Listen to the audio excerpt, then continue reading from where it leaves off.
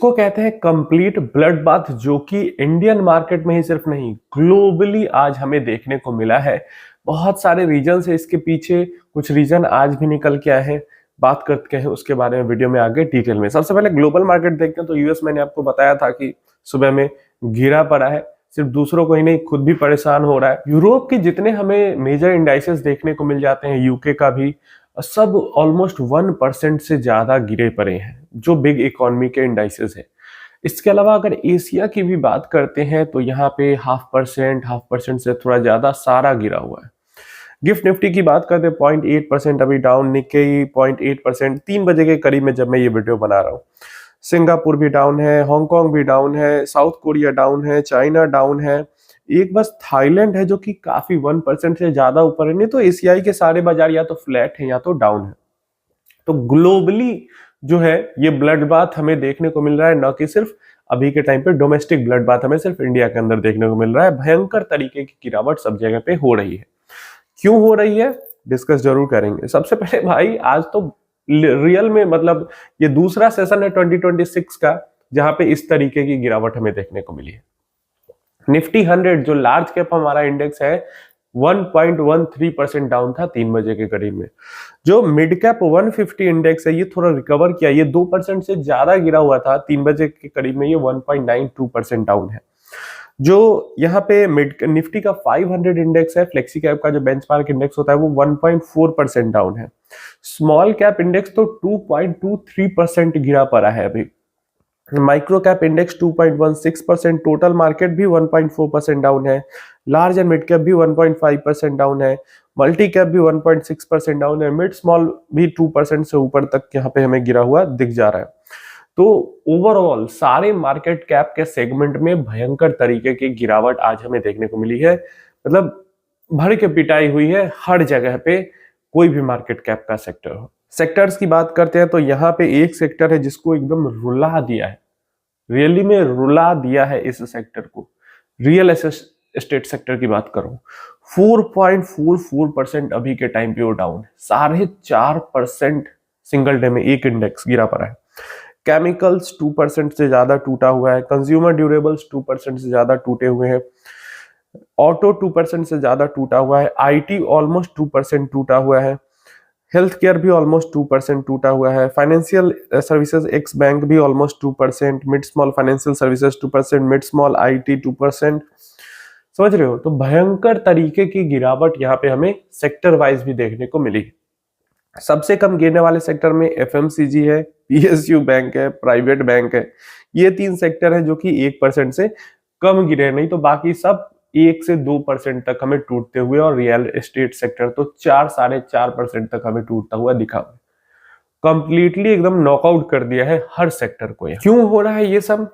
तो हमारे यहाँ की डोमेस्टिक रीजन तो है ही। Q3 के जो रिजल्ट है वो मिक्स्ड आ रहे हैं। जिस तरीके के रिजल्ट की उम्मीद थी, Q2 के रिजल्ट्स मिक्स आए थे तो कोई दिक्कत नहीं थी, लेकिन Q3 के रिजल्ट से बहुत ज्यादा उम्मीद थी। तो उन उम्मीदों पे जो कंपनीज हैं ज्यादातर वो खरा नहीं उतर पा रही है, मार्केट एस्टिमेट्स को बीट नहीं कर पा रही है। कुछ कंपनीज के काफी अच्छे रिजल्ट्स आ रहे हैं, लेकिन जो ज्यादातर कंपनीज है, जो कुछ बड़ी कंपनीज है, वो मार्केट एस्टिमेट्स को बीट नहीं कर पा रही। इस कारण से मूड माहौल खराब में और ज्यादा खराब हुआ जा रहा है। रुपया फिसलते फिसलते फिर से 91 के पास जा चुका है। एफआईआईज लगातार सेल कर रहे हैं, जितना रुपया फिसल रहा है उतना सेल कर रहे हैं और रुपया फिसल रहा है। तो एक साइकिल की तरह हो गया। तो ये दो चीजें जो है, रुपया का बहुत ज्यादा फिसलना और Q3 के रिजल्ट्स अच्छे, मतलब बहुत बढ़िया ना आना, अच्छे तो है लेकिन बहुत अच्छे ना आना, ये डोमेस्टिक बहुत बड़ा रीजन है।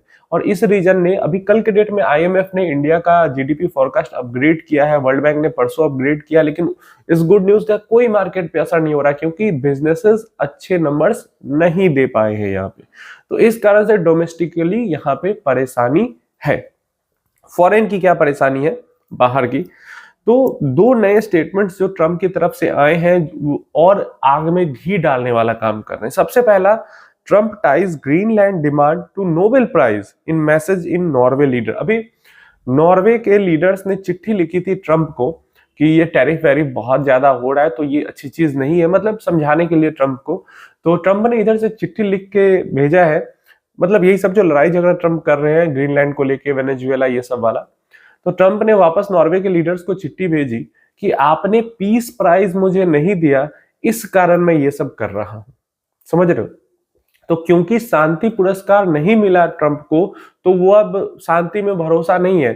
शांति के अलावा भी बहुत सारे रास्ते जो है वो ट्रंप अपनाएंगे, अमेरिका के हित में जो होगा, जैसे होगा वो सब करेंगे, वो कह रहे हैं। शांति से कोई मतलब नहीं है ट्रंप को। अभी नोबेल प्राइज नहीं मिला, इसको वो जोड़ रहे हैं ग्रीनलैंड को लेकर जो अनाप शनाप डिमांड रख रहे हैं उसके साथ।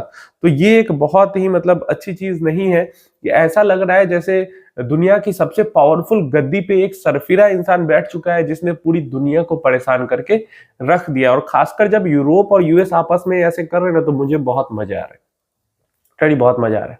अभी क्या हुआ है, जो ये गाजा पीस प्लान है, तो बहुत 80-90 कंट्रीज के लीडर्स को इस बोर्ड में सम्मिलित होने के लिए इनवाइट भेजा गया था। इंडिया को भी इनवाइट आया था, रसिया को भी इनवाइट गया था। अभी फ्रांस, तो फ्रांस की तरफ से जो फ्रांस को जो इनवाइट गया था, तो वहां पे फ्रांस ने रिजेक्ट कर दिया कि नहीं, मैं गाजा पीस प्लान बोर्ड में शामिल नहीं होऊंगा। क्या कहते हैं ट्रम्प?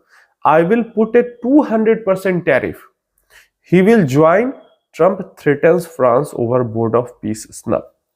तो फ्रांस के जो लीडर है उन्होंने कहा कि नहीं, हमें नहीं ज्वाइन करना है। तो ट्रम्प कह रहा है कि ज्वाइन कैसे नहीं करोगे तुम, 200% का तुम्हारे शैंपेन वगैरह पे टैरिफ लगा देंगे अगर तुम नहीं ज्वाइन करोगे। तो समझ में आ रहा है? लिटरली हर चीज में एकदम फोर्स का इतना ज्यादा इस्तेमाल हो रहा है, और टैरिफ तो एक हथियार बन गया अमेरिका के लिए, ऐसा फील हो रहा है। मतलब ठीक है, ऐसा कर करके वो अपनी वैल्यू खो रहे हैं, लेकिन कहीं ना कहीं ग्लोबली अशांति तो पैदा कर रहे हैं। अभी के टाइम पे ट्रम्प का ऐसा सिचुएशन हो चुका है कि किस कंट्री पे कितने 100% का टैरिफ लगा दे, या किस कंट्री पे किस तरीके का वो हमला कर दे, मतलब कुछ भी कर सकता है, ऐसा वो इंसान अपना छवि बना चुका है। और इस तरीके की अनसर्टेनिटी जब होगी, तो क्या लगता है, इस तरीके की अनसर्टेनिटी में ब्लड बाथ नहीं होगा तो क्या होगा? और यही परेशानी है, हमेशा छोटी से छोटी अनिश्चितता में मार्केट परेशान हो जाता है, और इतनी बड़ी में नहीं होगा कैसे? ब्लड बाथ का मेन कारण जो है वो ट्रंप का ये अनाप शनाप बयान ही है, जो पिछले कुछ दिनों से चल रहा है। तो अभी तक के लिए यही अपडेट है। जैसे ही आगे कोई अपडेट आती है मैं आपको जरूर वो अपडेट प्रोवाइड करूंगा, लेकिन अभी के लिए समझ लो कि मार्केट के अंदर वॉलिटिलिटी इतनी जल्दी शांत नहीं होने वाली है। और ये सिंपल सा रीजन यहाँ पे आपको दिख रहा है। यहाँ पे मतलब कोई भी इंसान ये सिनेरियो पूरा देखकर जियोपॉलिटिक्स का समझ सकता है कि इक्विटी को कितनी परेशानी हो रही है, इन्वेस्टर्स को कितना ज्यादा परेशान इक्विटी आगे करने वाला है।